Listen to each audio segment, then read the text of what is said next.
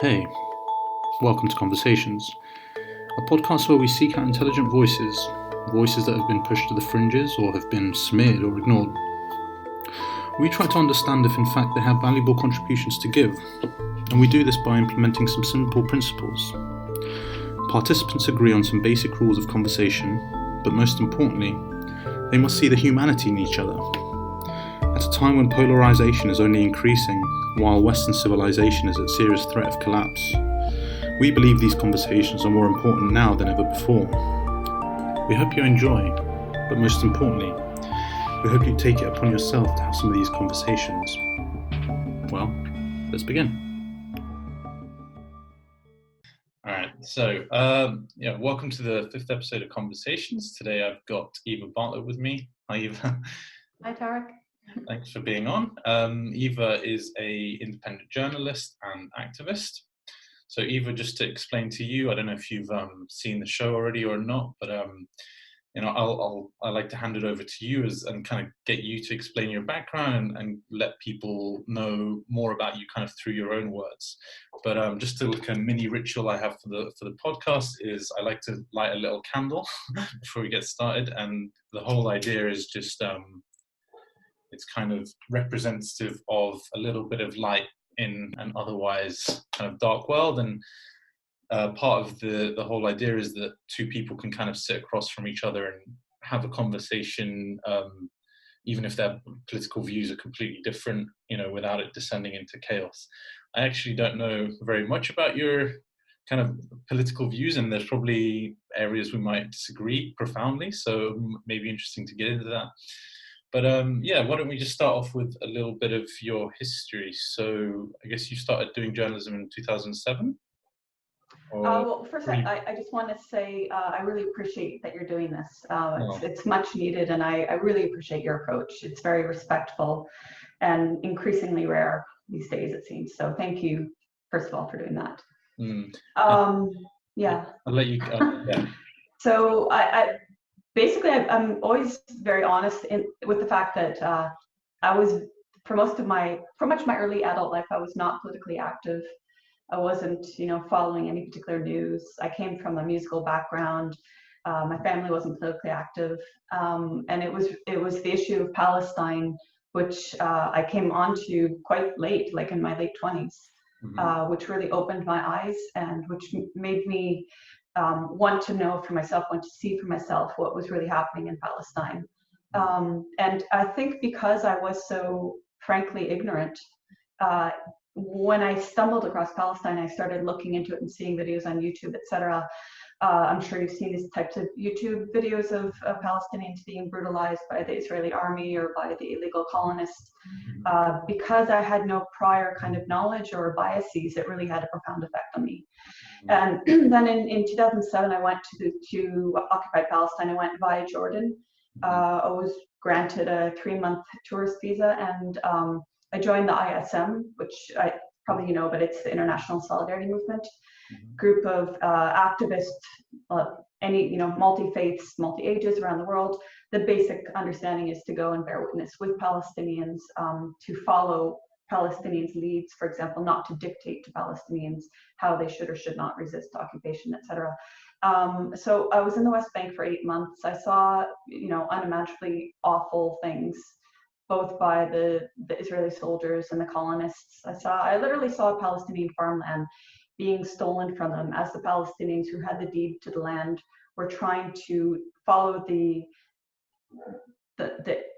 incomprehensible Israeli legal route, going through the courts to get access to the land. Meanwhile, these colonists were literally just fenced off the land and were starting to grow on it and taking it over. And this is just one example of what happens all over Palestine. So I was seeing that. I was seeing Israeli army invasions into Nablus and into smaller communities.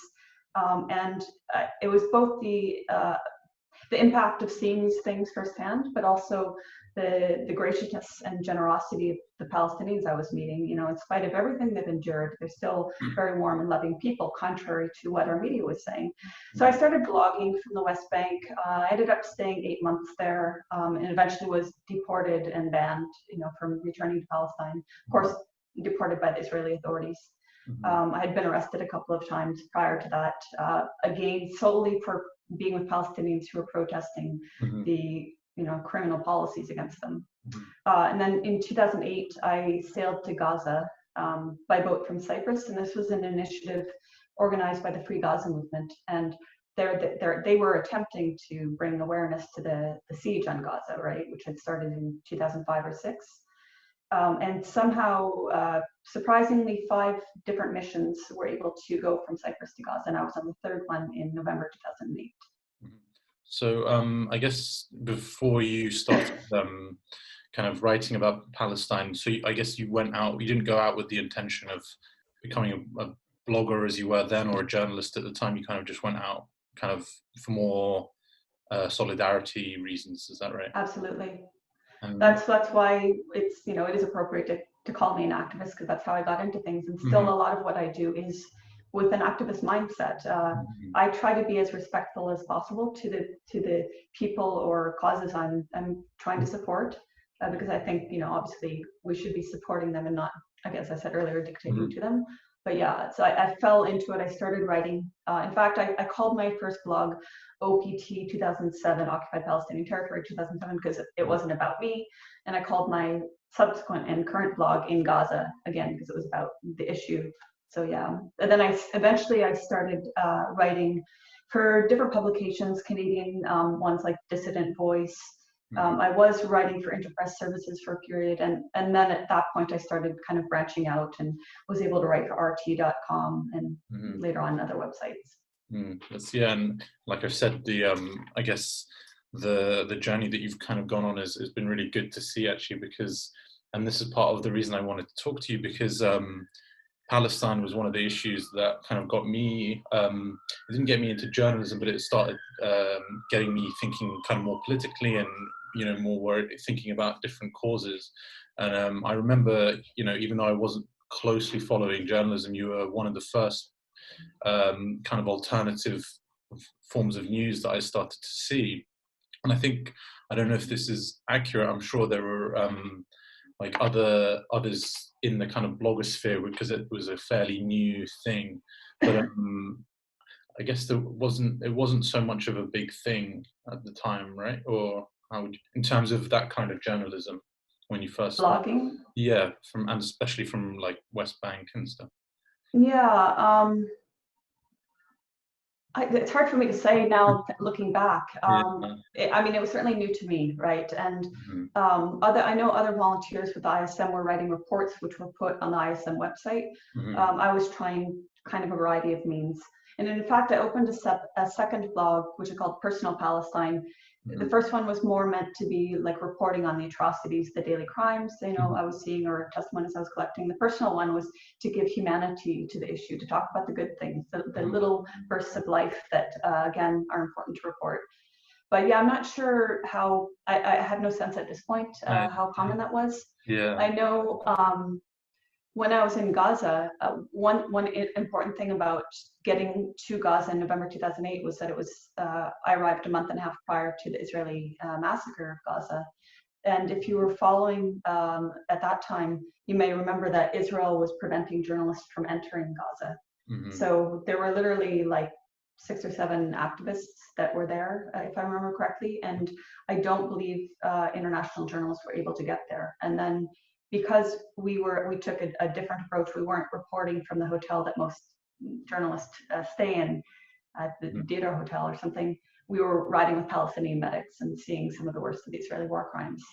So at that point, I was still blogging. I hadn't really started writing, for major publications. And how did you kind of find that like shift in terms of never really having done it before, and then kind of start blogging, and then having to being in that position where you're writing in a more professional sense? Was it something that kind of came easy to you, or? Well, I had also been doing some editing for a Palestinian journalist who wrote very well, but I was like putting on some finishing touches. I'd done that before I went to Gaza. So I was kind of learning about structuring articles, but still, like when I look back on things that I wrote in 2007 or 8, I'm like, oh my God. It was definitely a learning process, and depending on the publication, some editors are more rigorous in their fact checking.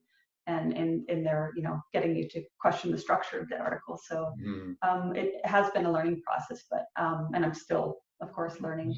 But yeah, I would say it was gradual then.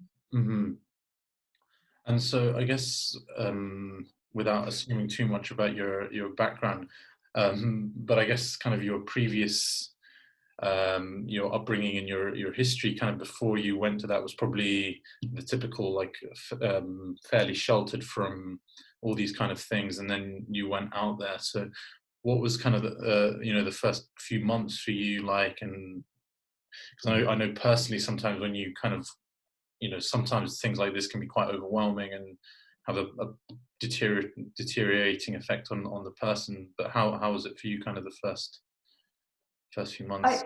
I found out about Palestine when I was living in South Korea teaching English. And I was watching, like I said, the YouTube videos. I was trying to get more informed. And then I didn't actually go to the West Bank until maybe 3 years later. So I'd done a lot of reading. I still was very ignorant. I'd never heard the term Zionism before, but I was kind of mentally preparing myself for the fact that it would be, I would see horrible things or hear horrible things. I was trying to prepare myself for, trying to internalize the pain of what Palestinians are subject to. And I think that, I think maybe this has been the experience of many people who've gone to places like Palestine. Like, you draw strength from the actual people who are being harassed or tortured or oppressed, because they are so strong. They don't have a choice. It's just every day they have to continue. So I found that, I did grow up in a relatively sheltered Western existence, not extremely wealthy or anything like that, but definitely sheltered. I never had any, like I said, I didn't even know about Palestine. So I had no preconceptions before, finding out about it. But I do have sympathies for people who still don't understand, because I started thinking, like, when I found out, I was like, well, I'm in my late 20s. I'm not a stupid person. I might not be political, but why don't I know about this? And I didn't know the answer at the time, but now I do. It's because most people are not meant to know about these issues. We're supposed to think of them as people over there, and like always fighting, and all the stupid stereotypes and caricatures the media portrays. So I do have sympathy to people who also are trying to understand and learn, because it's very difficult the way our media and our education systems are set up. And how long were you there for? Like West Bank and Gaza, I guess, both of them. So West Bank, I was there for 8 months, and Gaza, I was there for a total of 3 years. I was there from November 2008 to mid 2010.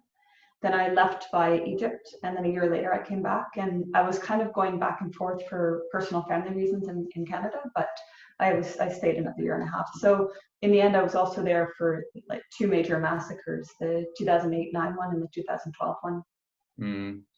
And I mean, what kind of,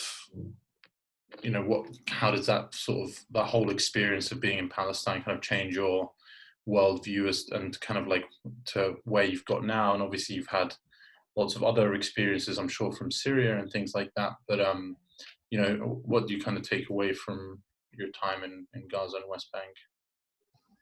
It's hard to summarize briefly, but like just the injustice of it all. I mean, the injustice of what Israel is allowed to do to Palestinians, and how our media covers that up and whitewashes it, and how our politicians do as well. I mean, like literally, if you just take the issue of the Great Return March in Gaza, it's been going on for over a year, and I don't even know how many now have been killed. It was well over 100 when I looked not long ago. And the way the media portrays these protests as clashes, like, it's absolutely absurd. It's infuriating, frankly. It's infuriating the imbalance of the media, because they're portraying it as a balanced situation between Palestinians and Israelis, and it's absolutely not, as you know.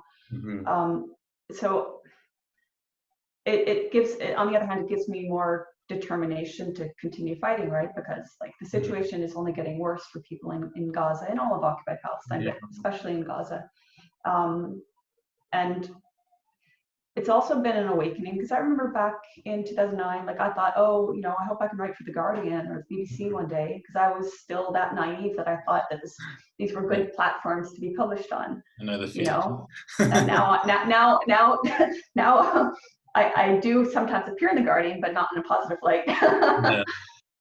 Which I don't care, but it's also made me just realize like that the corporate media do have control of the narrative in a great sense, but on the other hand, I think more and more people, I hope, are waking up to the fact that they're in many cases not telling the truth, and deliberately so, and not just on Syria or Palestine, on so many issues.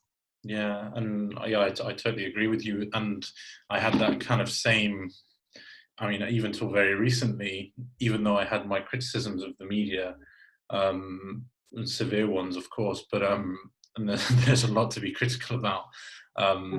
But I always kind of, and I'm sure this still exists. I don't want to kind of rule it out completely. I'm sure there are still good people that work, but it's just in that kind of organization, you're always going to be fighting an uphill battle, and you're always going to have to be kind of fighting extra hard to get certain stories in from the other perspective. Whereas, I had this with Syria, for example, to say that Bashar al-Assad is responsible for a war crime, it would need very little evidence for me to print that, but then to just to ask maybe for an independent investigation into alleged chemical weapons attack, for example, would take a massive, I'd have to be fighting the opinions of many people to even suggest that. And it's the complete opposite of what you're taught in journalism school of, you need the evidence, and, especially if you're making allegations of criminal activity, we sometimes take it more seriously when we write about kind of shop theft or something, when it's kind of with the local courts involved, because these are issues where people might say, hey, you've libeled me, or you've, whereas when the most important matters, we seem to kind of throw that out the window.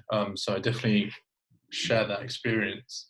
I guess, so part of what I kind of am aiming to do with this podcast is to kind of be able to have discussions on things that people might disagree, or have, and this is one of, I don't know what your opinion on this at all is, but I tend to kind of run into a lot of confrontation when I express this opinion, which is in terms of, I mean, I'll put it to you first. What do you see as kind of a potential solution to what's going on in Israel, Palestine? Do you see a solution, or? It's a tough question. Obviously, my main thing is like, I'm not Palestinian or Israeli. It's not for me to determine how Palestinians should achieve their liberation, but I fully support Palestinians' right to liberation, to the return of their refugees, to have equal rights. But the most convincing solution I've heard of is a one-state solution. That's interesting. But again, it's not my place. I'm not Palestinian. Yeah. But I mean, legally, and I'm not also a legal scholar or anything. Yeah. I'm aware there is a legal framework for that, and they have the right to resist their occupier by any means possible, and they have the right to have their land back. I mean. But so it is controversial. What's your thoughts? Oh no, so it's funny that you said that the one-state solution, because that's what I believe also. But it's one of those things that I think is almost one of the most common sense approaches. But it's one of those things that you can never say in the media. I've very rarely heard the one-state solution discussed in the media. And I mean, I'm sure you'll have more exposure to kind of people that might express these views than I do. But I kind of, from the Palestinians that I've spoken to, I get the sense that it's not an unpopular option. There's a man I would recommend perhaps you could interview in the future, Haider Eid, although to be honest, I haven't spoken with him probably since I left Gaza, but he's an independent thinker in Gaza, based in Gaza City, and I remember that he was a big advocate for the one-state solution. So just as an aside there. But I mean, I find it preposterous that anyone would, without laughing, talk about the two-state solution, right? I mean, like the colonies, the illegal colonies continue to grow. And even if they didn't grow now, like I don't know that the average person understands what it's like for a Palestinian in village A to go to village B and have to pass through X number of checkpoints. And you know, just the concept of a checkpoint, a lot of people don't grasp what a checkpoint is. It's a completely dehumanizing thing that can have you sitting for hours, you know, or not pass through, period, depending on the whim of the soldier at the checkpoint. So even as it is currently, even if the legal colonies didn't expand anymore, it's still like getting around is virtually impossible for Palestinians. Yeah, and I guess it's, well, I was going to say it's part of a push to just keep expanding them till I guess Palestine no longer exists. But hopefully that's not the case, and maybe we're seeing some geopolitical changes that hopefully make that more likely. But well, it's a bit too soon to speculate. So at what point did you start covering Syria from there? Yeah, now it's hard to remember exactly because I was in Gaza until March 2013. But I know when things were starting in Syria, I was skeptical of what Al Jazeera was reporting. And Al Jazeera is kind of, as I recall, it's one of the main channels people watch there. Although I should note that I was living with the Palestinian families in central Gaza, so I didn't always have access to internet, because one thing a lot of people don't realize is that the power was out for 18 to 20 hours every day, you know, like one of the, actually, if we can get into like the hell that is life in Gaza at some point, that would be good as well. Oh yeah, well, we can do that now. It's before we talk about Syria a little bit. Sure. I mean, I could finish up just your replying to when I started noticing about Syria. I remember emailing people that I trusted and asking them, you know, what's your take on what's going on?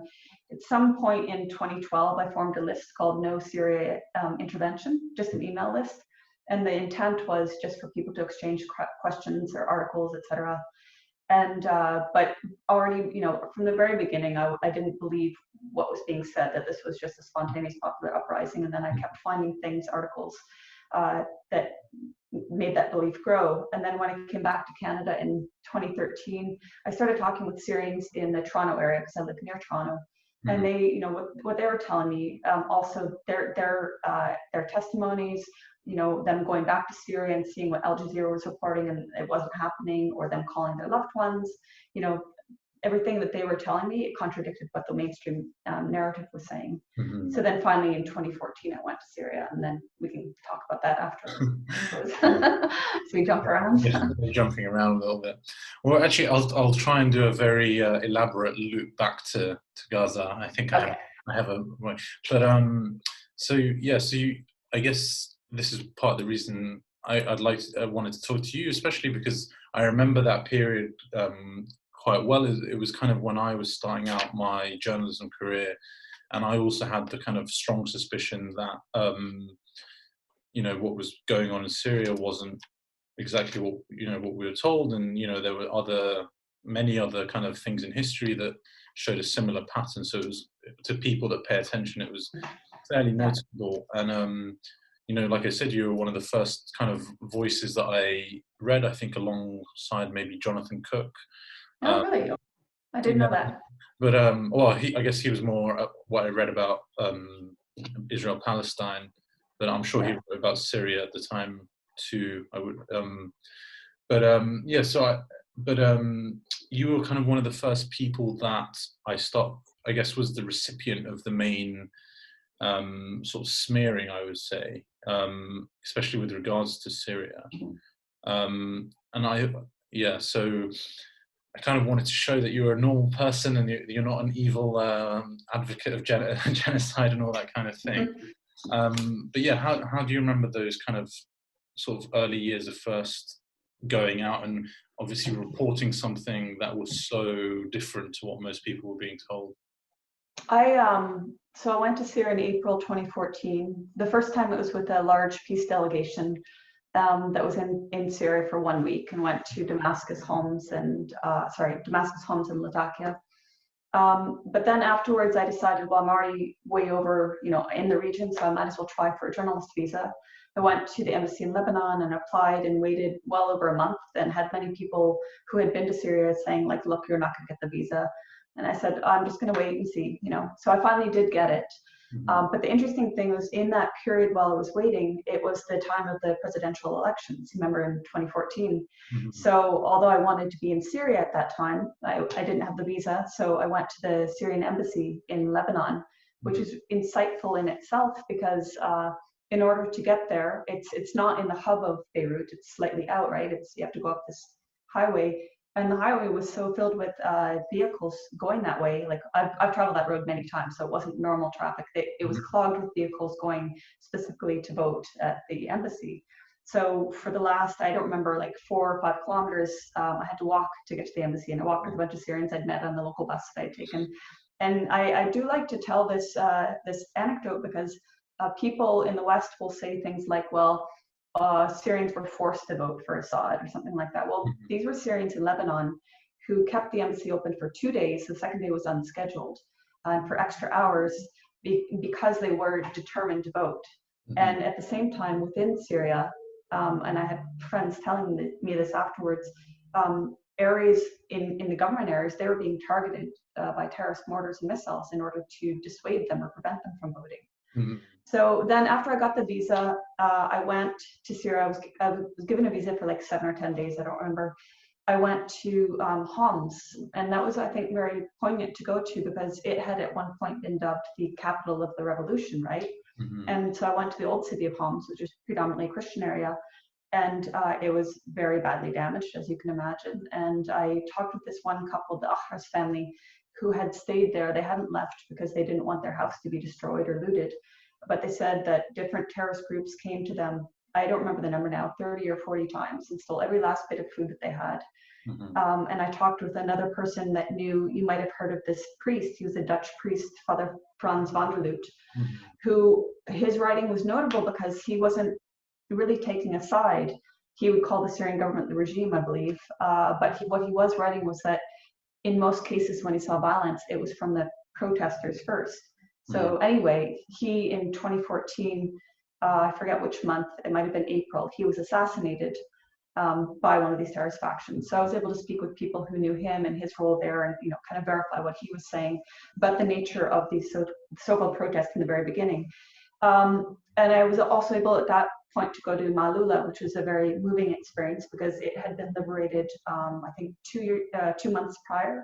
So the devastation was still quite great. This historic village, again, looted, burned, shot up, vandalized, but also when I was in areas like Homs, like I went to a district called Zahra, and this district had been attacked with car and suicide bombings many, many times. And one thing that really pissed me off, frankly, is that if the media reported about it, they would call it an Alawi area or a Shia area. I can't remember if I think it was predominantly Alawi or something, but they would refer to it by their sect instead of this area was attacked by terrorists. They would just completely write it off as if it wasn't important. And I learned an interesting fact later was that although it might have like initially been predominantly Alawi or Shia, I forget which, I think Alawi, most of the shop owners were Sunni, and many people from Christian areas had fled the terrorists and taken refuge there. So it was a cross-sector of Syrian culture being attacked by terrorists, and the media would just write it off as if their lives were unimportant. So things like that really angered me, and also the fact that wherever I was going, I was hearing Syrians support their president, and I get attacked. Some of the smears have said Eva Bartlett goes on regime tours. Well, first of all, I pay every aspect of my trips to Syria, including the visa, the airfare, etc. And it's never easy, it's never easy to do. There is bureaucracy there. Yeah. And it's what pisses me off the most, pardon my language, but it really does, is the fact that these voices are not allowed to be heard because they don't fit the narrative, which is to demonize the president in order to impose a puppet government in Syria. So the Western media is discounting, millions and millions of Syrians because they're not fitting the narrative. And at the same time, as I would later learn, they're taking as completely credible the words of either terrorists or people who support terrorists, and their claims about hospitals being hit or something. In Aleppo in 2016, before Aleppo was liberated, I went to Aleppo and I went to the Dabit hospital, which had been hit in May 2016. There was like a missile that landed on a car outside the hospital. This is a private maternity hospital. I believe it was 3 women killed, in this terrorist bombing.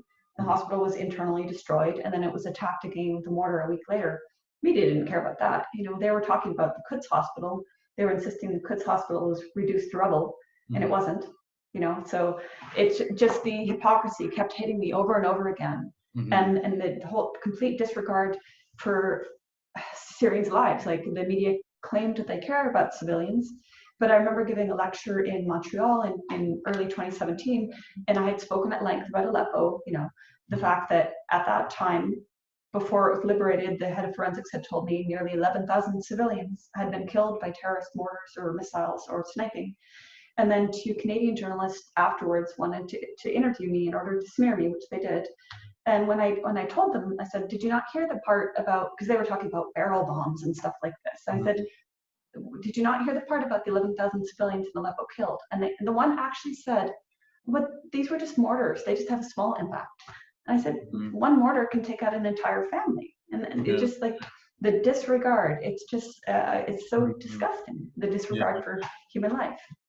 And I guess that's kind of what, angered me about your situation the most, is because I think you're, really brave to be there, especially when, there's first of all a lack of journalists that go there in the first place, and a lot of the criticism that you probably got were from people that were never left their offices, that were kind of just doing the kind of, unfortunately, the type of journalism that I was doing, which was kind of, you're locked in an office in London pretty much, and you're having to write about numerous world affairs, so you end up relying on people from think tanks or the military spokesman to get all your information, whereas you were someone that was out there and essentially putting yourself in danger, and you didn't have, say, organizational support, right, in the sense that maybe a BBC might or something like that. So that was kind of something that always was kind of stuck with me as something that I disliked about the way that, and the whole thing. But I guess, and would you say that it's that whole smearing thing has changed in the last several years, or it seems like it's become like a bigger, like well, I think it's definitely a planned operation kind of thing, where it's not accidental, but it seems a lot worse. I'm not the prime target now. I was in 2016 and maybe 17, maybe 18, but and my colleague and friend Vanessa Bealey as well. But nowadays, it's like you say, it can't be clearer that it's planned when you have even people like Peter Hitchens, being smeared. And he's the last person in the world, you could say, is a supporter of President Assad. He makes it very clear he doesn't support the Syrian government. And yet, I haven't followed all the smears on him, but I'm fairly certain he's been called one of these smears, or maybe they've insinuated he's on the payroll of the Russian government. And, the whole thing about calling anybody who calls into question, the antics of the white helmets, a Russian disinformation, whatever, is, okay, first of all, it's just very racist against Russians in general, because they're just completely discounting that Russians can possibly have any sort of intelligent capabilities of reporting on the ground like Murat Gassiev did. But on the other hand, it wasn't even Russia that first investigated the white helmets, it was an independent researcher named Corey Morningstar, based in Ontario. And then an independent writer, Rick Sterling, based in the US, and then Vanessa and myself, and then Vanessa went like head on and took so many countless testimonies, but yet you have the think tank people who I'm not even going to name because they don't even deserve to be recognized, but you have them attacking her and calling her all sorts of horrible names, and she's she's taken heart-wrenching testimonies. I've taken some, but she's definitely taken, you know, a huge amount of testimonies that are very incriminating of the white helmets and of these terrorist groups. And then the smears will just completely discount them, but they don't actually address, you know, the material she's taken or the words of the testimonies.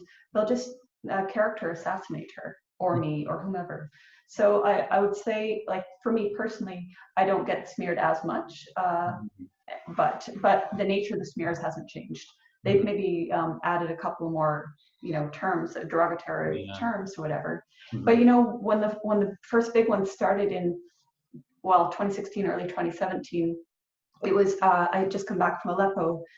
Aleppo was not yet liberated, but it was being liberated. I was there during a couple of days that were quite intense for the bombing. Like I think it was November 4th, and I just remember being at Razi Hospital and being at the morgue and seeing bodies being brought in and seeing you know, hearing the pain of the loved ones whose loved ones had been murdered by terrorist shelling, and talking to the head of forensic, Dr. Zahar Hadjo, I think it is.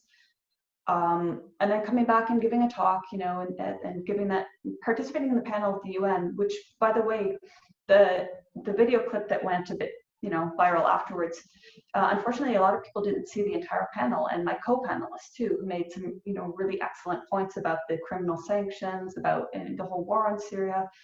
But after that back and forth exchange with the Norwegian journalist and myself got some notice, that's when the smears started. And I was at the same time still traveling around the States, lecturing, doing interviews, trying to share what I'd seen in Aleppo, right? So I didn't even know what was going on because I didn't have access to data on my phone. I didn't have time.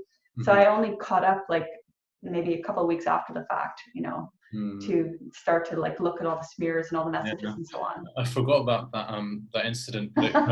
It puts things into a little bit of perspective, actually, because so I remember I used to be familiar with your work, and obviously I think it was at a time when blogs or alternative media were still not really quite as respected as maybe they are now, which has been great to see. But you know, I think I always wanted to try and like source you in my work, or kind of, you know, I'd write an article and be like, I'd try and link something to say, you know, someone, just because I think I always recognized from like, you know, fairly as soon as I started in like the mainstream, is that I couldn't really like push the boat too far out, but I could kind of word things in a way that intelligent people might be able to kind of realize. So it was kind of simple things. Instead of saying moderate rebels, I would say insurgents. And, you know, it wasn't obviously, probably in your opinion, wouldn't be going far enough to say the truth, but it was kind of, I understood that I had to play the game in that way. And I guess I still try to do, you know, reports that countered the narrative where I could. Yeah. As I always do, I forget my point when I'm rambling. I do that too. Well, we were talking about the smears, and I mentioned. Oh, I just remember. Smear Yeah, because I was always trying to find an excuse to kind of quote you, and then you did the press conference at the UN, and then I was like, oh yes, I can finally kind of quote her, and it will like give some legitimacy. And I think I had some issues trying to kind of paint your perspective, but I was like, oh, but it's, you know, it's an open forum at the UN. Of course, I should be able to report this. But you know, so the smears that came after, well, the first ones I was aware of was Channel 4, who is one of the most grotesque offenders of war propaganda on Syria. Snopes, the fact-checking site, who also endorsed the White Helmets narrative, and then some other ones. And I will admit a certain degree of fault. You know, if I could reword things, I would have reworded what I said about how the White Helmets handle children. I could not prove definitively that some of these children have been reused, but what I can say is children are being exploited, and especially given what we know now, there's a high degree of likelihood that some, if not many, of these videos are being staged. You know, that would be more of a bulletproof. But it was an off the cuff, you know, reply. But the smears basically honed in on that and only that. So then I did a lengthy rebuttal explaining how this could be. I can't remember all my wording, but you know, they got some very basic things wrong. Like they said, Bartlett writes a blog for RT. Well, no, dummies, it's an opinion section, you know, and most major newspapers have them. And there's like, I don't know, 30 contributors there. So it's not my personal blog on RT, you know, little things like that. But they were of course meant to imply that I'm on the Kremlin, I'm in the Kremlin, not just near the, you know.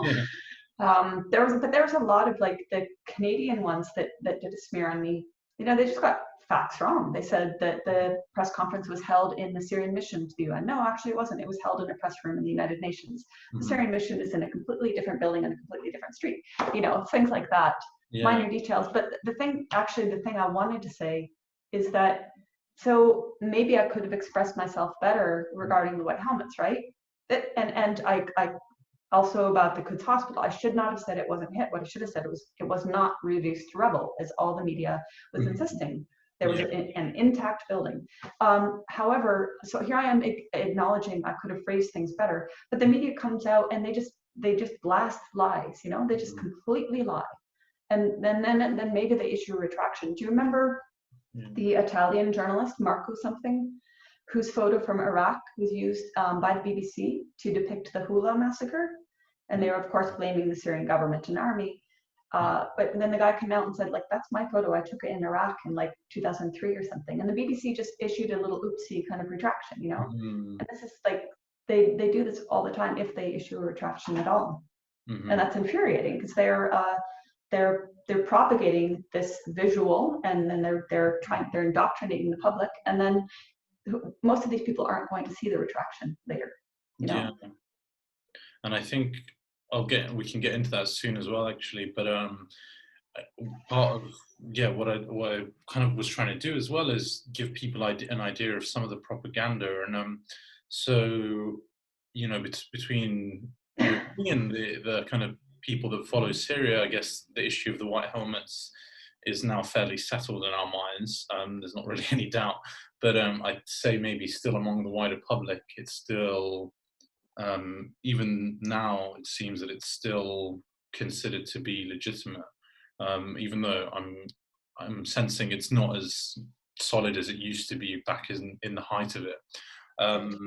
So just kind of, can you kind of lay it out for people that have no idea? Maybe we can start with what they're supposed to be, and then what in fact, you know, your work and Rick Sterling's and others, now we have lots of people that have shown evidence, what the kind of case against them is. The kind of nutshell version promoted by the mainstream media is that the white helmets are a group of Syrian volunteers who are rescuers that are rescuing civilians from evil Syrian and Russian airstrikes, you know, and I insert the word evil. It's a bit cartoonish of me, but really the rhetoric around them is quite cartoonish. So they're meant to be these valiant rescuers that are risking their lives. And this, like one of the lines is, they were bakers, they were this and that, they were this, but they came together for this noble cause. So they're the human face of intervention, right? But what the media never addresses is the huge funding they've gotten from Western governments. But not just that, the fact that they work exclusively in areas dominated by terrorist factions. And now, with the hindsight of time, we've seen, whether it's in Aleppo or Eastern Ghouta or elsewhere, inevitably their headquarters are either right next door to a terrorist headquarters or in close proximity to those areas. And I know that people I've spoken with after Eastern Ghouta was liberated, and I know Vanessa Bile, as I mentioned earlier, has many more testimonies, but they've said, you know, we could not get near them because they were always with terrorist groups. And we couldn't go to their areas because those areas were for terrorist groups. And if you go there, you're going to get executed. So most of the Syrians would either not have access to them, or if they did, there are reports of the white helmets, like common thieves, stealing from them, right? And now there's one other source I'd like to recommend people if they actually don't know enough about it or they want to know more, and that's Maxim Grigoriev, who's done interviews with hundreds of Syrians, including former quote-unquote rebels or militants or terrorists, former white helmets, and many civilians who either had exposure to them, thieving from them, or not treating them. I mean, many of his testimonies, I remember, actually, one sec. Might as well plug this, right? I was given this book, so. But yeah, like in here, I mean, it's online, it's in a PDF version as well. But many of these testimonies that people are talking about how their loved ones couldn't. That was a terrible plug. You didn't tell us what it was or anything. Oh, I'm sorry. I'm not good at this. All right. So this is, I stopped the yellow. I thought the book just, okay. It's a book put out by the Foundation for the Study of Democracy, of which Maxim Grigoriev is the director or something like that. Okay. And he's conducted most of the interviews in here. And this is a book compiling the interviews he's done with, again, civilians, former White Helmet members, and former terrorist members, about the nature of the White Helmets, their conduct with terrorists, their the fact that they have terrorists who are, members of terrorist groups who are working in the White Helmets. So it's called The White Helmets, Terrorist Accomplices, and a Source of Disinformation. Now, unfortunately, it isn't available for sale, but there is an online version. I could send you the link if you like. That was yeah, sorry about that. I guess I will never be on a game show. No, but so, I mean, some of the testimonies in this book, they talk about how, like, I remember one guy talks about how he wanted to join the White Helmets, but he wasn't a member of al-Nusra, which is Al-Qaeda in Syria, so he wasn't allowed, you know, and there are many similar testimonies in there, other people talking about them thieving. And in December 2018, Maxim Grigoriev and Venezuela participated by internet, by Skype or something, in the United Nations. They held a panel for over 1 hour, and they detailed these testimonies, and there was no media coverage of this whatsoever. So, but, you know, back to the question, how does the media present them, and what are they really? They are this warm and fuzzy face of humanitarian intervention. They present to the Western public stories that are meant to make us feel sad or enraged and demand action to topple the Syrian government. And they, I mean, the more recent, the most recent thing that you know very well about, maybe you want to talk about, is the OPCW revelations that the media is not covering at all. And if they were covering it, if they were listening to these, you know, leaked testimonies and whistleblowers, and if they address the issue honestly, then they would have to admit that the video from Juma, April 2018, put out by the White Helmets and including White Helmets, is a staged video, you know. But I just want to add, sorry, one more thing. Maybe you can talk about the OPCW, but just in my experience with working with rescuers in Gaza, I never saw them engage in such theatrics as the White Helmets. Yeah. If you do watch the White Helmets videos, you see them shouting Allahu Akbar and all this, and really acting theatrical. The rescues I worked with, we were just focused, and it was a war zone, and there were F-16s and drones overhead. They didn't have time for any of the stuff the White Helmets do. They grabbed and they ran, you know, and they worked professionally. So just, even if I didn't know, you know, what I do know about the White Helmets, even if I just watched one of their videos, I would think, like, this is not real, you know? Yeah, and I think, and I didn't have the, you know, that experience under my belt of actually being in that situation. But I remember kind of, even for myself, and I'm sure many others, it was kind of immediately you felt like there was something off about these videos, just because they were so dramatized. And then, you know, as I was thinking that, you see this exquisitely shot video or movie kind of appear, and it's getting Oscars, and it's kind of like, you know, how, you know, why, where are their priorities in terms of, you know, how did they get all this money to start filming and doing all these promotional runs?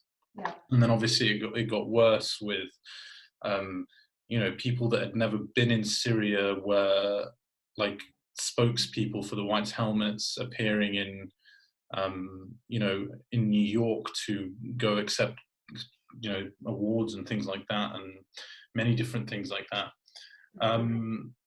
And I guess so, and that was, I guess, the natural progression for me, you know, with Duma, but also with Khan Sheikhoun, which I also believe was staged. I don't know if you've written about that at all. And even, I think, probably in my opinion, Eastern Ghouta was probably staged, but that one I'm less familiar with the facts at the moment, but I just remember. Do you mean the 2013 one? Yeah. I can add something interesting about that. A couple interesting anecdotes. After the Duma incident in 2018, you know, a number of journalists went there. Robert Fisk, One American News, Vanessa Beeley. Then I went there, and then I also went to a nearby village called Bana, and that was supposed to be one of the sites of 2013. One of the sites that received bodies in the 2013 allegations. Now, I couldn't get the director of the hospital there to speak on camera for whatever reason, so I only have what he told me, you know, verbatim, or you know, on just in writing. But he said that throughout the night, bodies. Now I'm misremembering it. I should look at my article, but essentially he was saying it was staged, like bodies were coming in from all over, but a lot of children as well.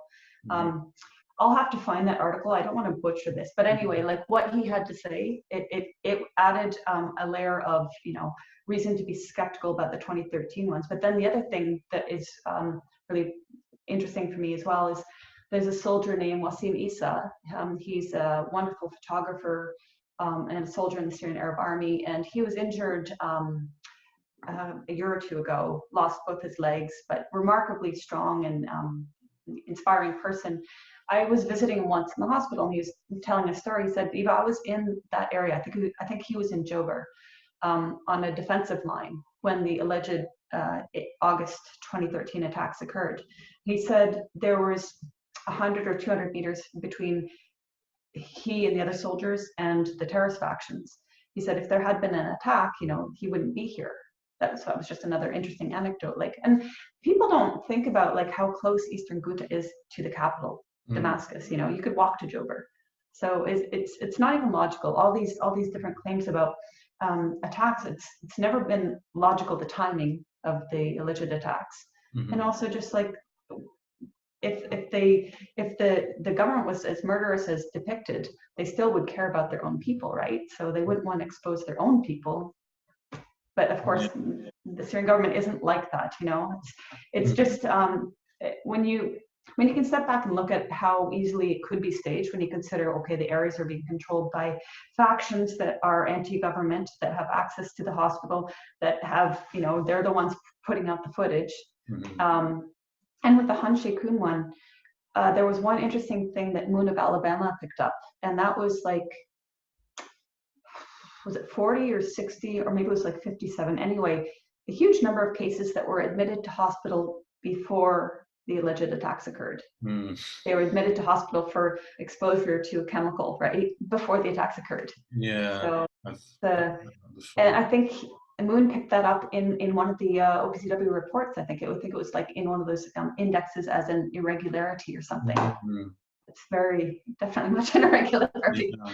And I guess in terms of a little bit of progress, actually, last couple of days, 2 days ago, I had well, not personally, but there was a presentation from the working group on Syria. I'm sure you've heard of those people. Yeah, so they presented in Westminster, and we had a couple of politicians there. The former British diplomat Robert Ford was there. So there was, sorry? Yeah, Peter Ford, sorry, I said Robert, didn't I? Yeah, that's okay, but the one man I respect, the other man. Yeah, so I mean, and we they presented the evidence about you know, staging of, well, that issue of whether it was staged came up, and we discussed it, but I guess we were talking more about the irregularities. But it was good to see that at least, you know, like you were able to do at the UN, you know, at least be able to have that discussion. And it was, you know, it was a civil conversation, and, you know, we were taken seriously, which was excellent, which was promising. Obviously, I assume that's recorded and online. Unfortunately, suspiciously, because they do have cameras and microphones in those rooms. It's where they hold committees and stuff. They wouldn't. They said there was a problem with the cameras, and I think we asked several times, and we couldn't get anything to record. But we did have someone taking a transcription.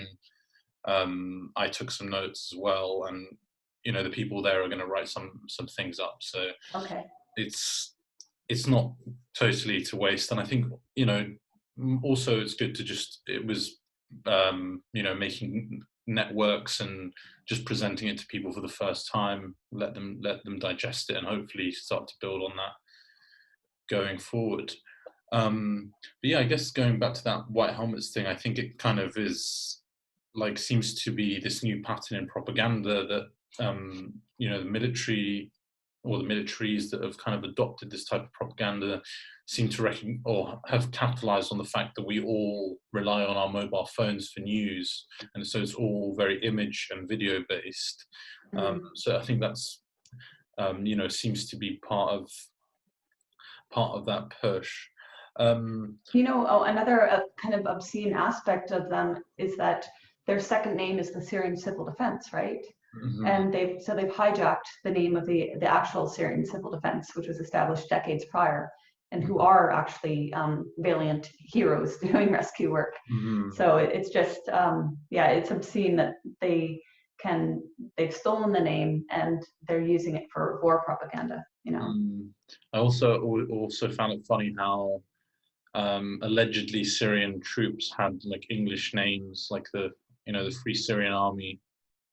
You know, I know there is an Arabic name as well, but it's like, it's the typical kind of propaganda stuff you see, that, you know, the Free Syrian Army, or wherever else you know, whatever forms you see it in, but it's like the freedom fighter versus the terrorist thing. But you remember that group of people in I actually don't know how you pronounce the name. I think it's Kafanabel. They mostly men, and they would come out with the most ridiculous posters, badly spelled posters in English, clearly directed at a Western audience. Quite a few memes have been made about them. But yeah, I mean, you have Bana al-Abed, like that was a prime example of blatant propaganda. Like this kid, she was 6 or 7 at the time. Let's say 7, I forget now. And we're meant to believe that she's tweeting all these things. And then her mother admits, oh, well, sometimes I tweet some stuff, you know, like Holocaust Aleppo. And she couldn't even speak English, you know. I don't know if you've seen that clip where she's in Turkey and she's being interviewed, and the guy asks her, all right, Bana, you know, you might not understand my accent. I'm South African. We'll start out slowly, you know. Do you like the food in Istanbul? And she said, save the children of Syria. That was her reply, you know. Yeah. And of course, this is not attacking Bana. It's looking at the issue. She's being exploited by various handlers, you know, with the same use of English language directed at a Western public, right? Yeah, I remember. I spoke to someone about this, and they were saying how when she went to Turkey, journalists kind of went, you know, the journalists that were skeptical kind of went to see where she lived, and I can't remember exactly what, but they kind of remember seeing details that were a bit also very shady. And it's kind of also why this one Syrian child out of all of them, and you know, suddenly flown around, and lots of kind of suspicious things. And then you know, people like J.K. Rowling, you know, just tweeting it and going all over the world, right? Well, so one of the journalists that went to her area is an Aleppo-based journalist, and he found a notebook, which you know, I really don't believe he sat there and he wrote the notebook himself. He found a notebook which he says belongs to Bana's father, whose name I'm blanking on right now, who was a member of one of these terrorist organizations. And he also found, you know, various terrorist headquarters around the corner from the door of her building, you know, down the street. He found that in one clip where she stood looking adorable and talking about being sad, she was meters away from a major Al-Qaeda headquarters, you know. So all these things that no normal civilian could be in those areas, right? You had to have permission from the terrorists to film in those areas, much less be in those areas. And so I guess to kind of wrap it up about Syria, like where do you think, how's the situation changed to now, and where do you think, you know, what's the kind of prognosis of the situation as it is?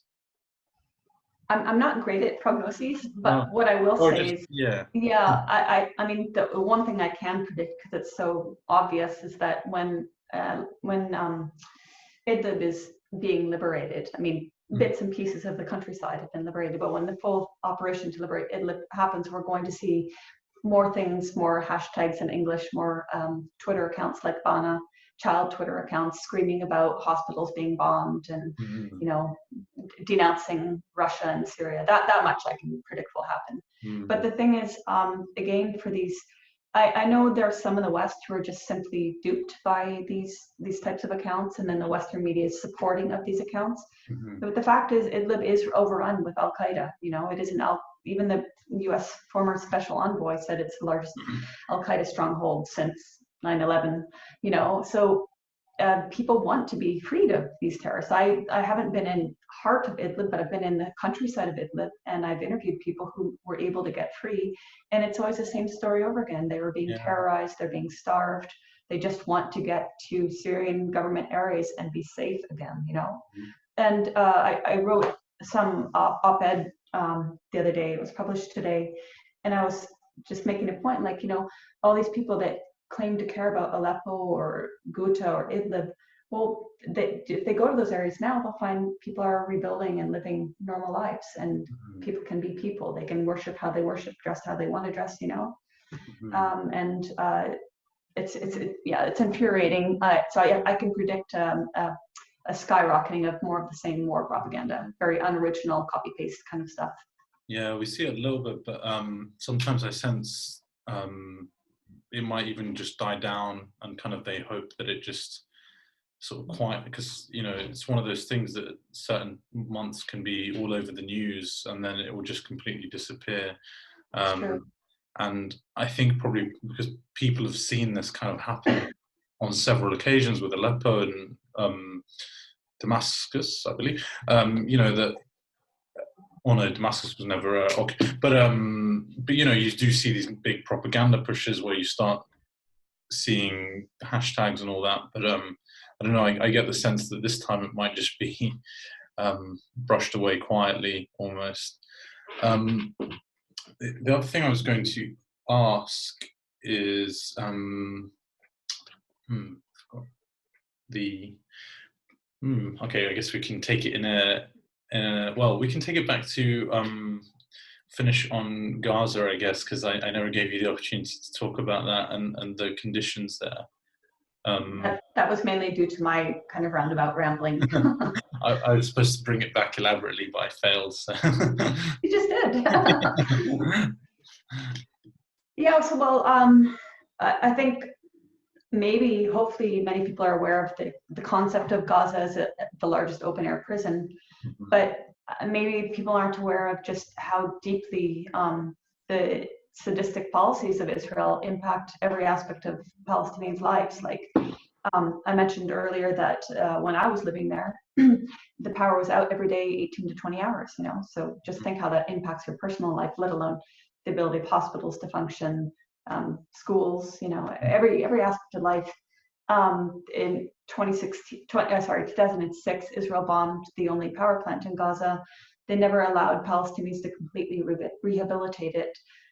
Spare parts were brought in through the tunnels and they managed to get it going. I don't know the current state it's at. I just know that electricity is a massive problem in Gaza, and so is sewage, and that might be a random thing to talk about, but like they have these big sewage holding containment pools, and at times when there's heavy rain or when the power's been out for a long time, the sewage can overflow into the streets. People have actually died, drowned in the combination of rain and sewage.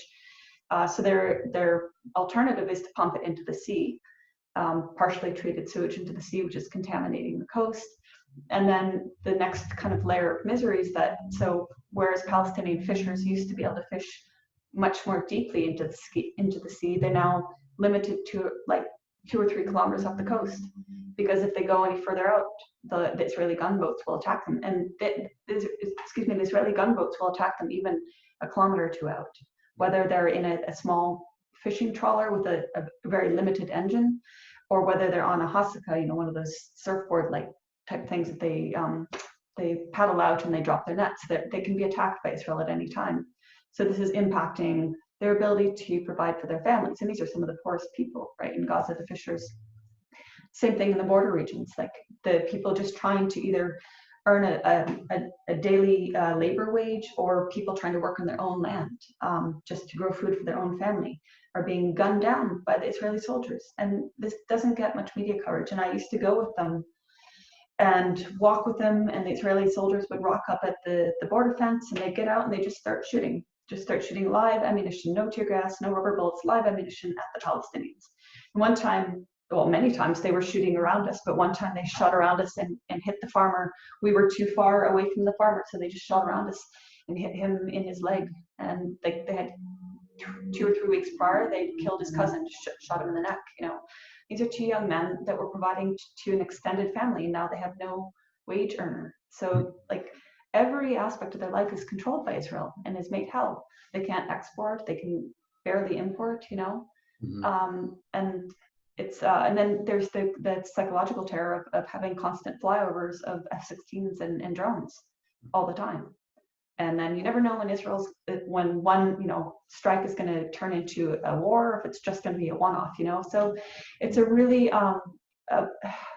there's no words for how awful the situation is. And again, then you come back around to the media reporting, and it's always Israel responding to something that Palestinians have allegedly done, you know. I guess from my personal experience, but I'm sure it's the experience of a lot of people that start thinking about the Israel-Palestine thing, it can get one of those things that feels like, you know, you're never making any progress, or it's can be, you know, you feel like you're going up against a brick wall. But maybe as a kind of positive note to kind of finish things on, if people are interested in doing things for Palestine and raising awareness or helping the cause, what do you say is like the most effective ways of doing it? Not just kind of the, you know, how can people make the most difference? It's a hard question because like going to Palestine is difficult in the sense that the Israelis really do what they can to limit people from going there and witnessing and documenting. So if you, I mean, I definitely would encourage people to go to Palestine. It won't be easy necessarily, but if you can do so, then I would encourage that. Above all, being respectful of Palestinians and their wishes of how they want to deal with whatever particular situation. For Gaza, I don't think it's possible to go there now. I mean, last time I looked, it wasn't even possible to go via Egypt through the Sinai. So I think, I guess the best thing is information. If you can find solid sources that you have found to be consistent in their reporting from Palestine. I mean, I love supporting Palestinian reporters and activists. You know, that it's their voices that we should be listening to. Yeah. So if you can find, you know, trusted sources, supporting them, and also I think lexicon is very important. So challenging, if you see something in the media and they're calling a Palestinian protester a terrorist, I mean, that has to be challenged, you know. And if they're calling the Israeli elite snipers gunning down of protesters clashes, we have to challenge this lexicon. I think it's very important.